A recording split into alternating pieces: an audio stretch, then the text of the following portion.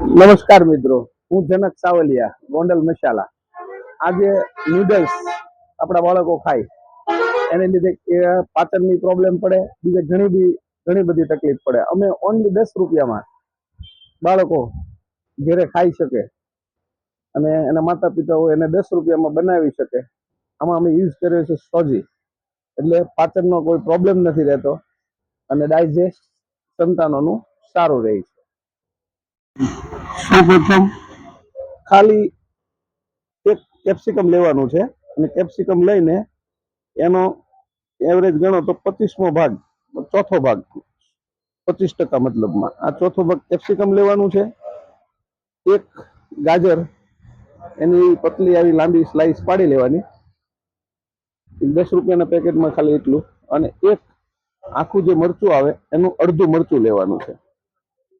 હવે આ મરચું આ રીતે આપણે કટિંગ કરીશું, બારીક ટુકડા. મરચું તો સ્વાદ પ્રમાણે આપણે લઈશું. કોઈને એમ તીખાશ ઓછી છે તો જરૂરી નથી કે લેવું પૂરેપૂરું. આ રીતે બારીક મરચું કાપી લેવાનું છે. પછી આ રીતે કેપ્સિકમ કાપી લેવાનું છે.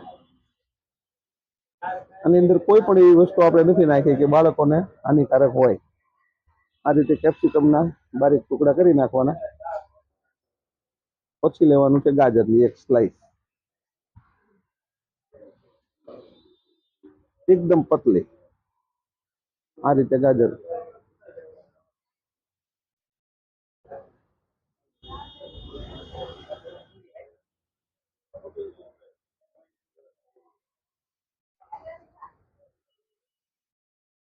ઓનલી ખાલી 3 જ પ્રકારની.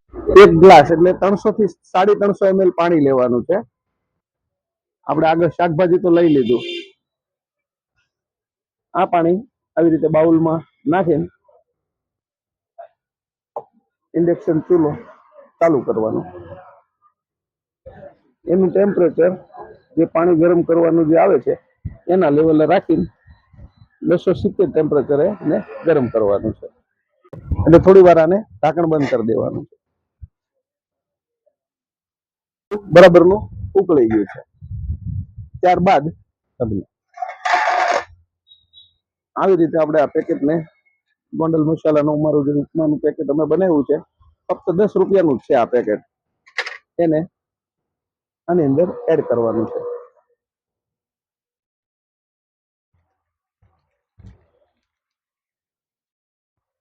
જેવું તમે એડ કર્યું, થોડું આને હલાવી નાખવાનું એટલે મિક્સ થઈ જશે.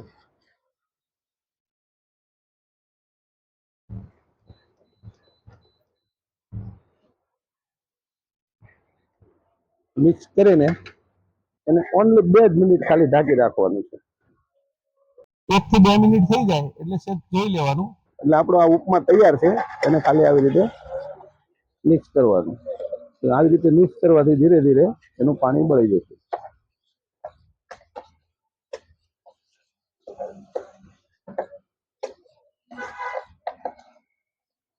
આ આપણો ઉપમા તૈયાર થઈ ગયો.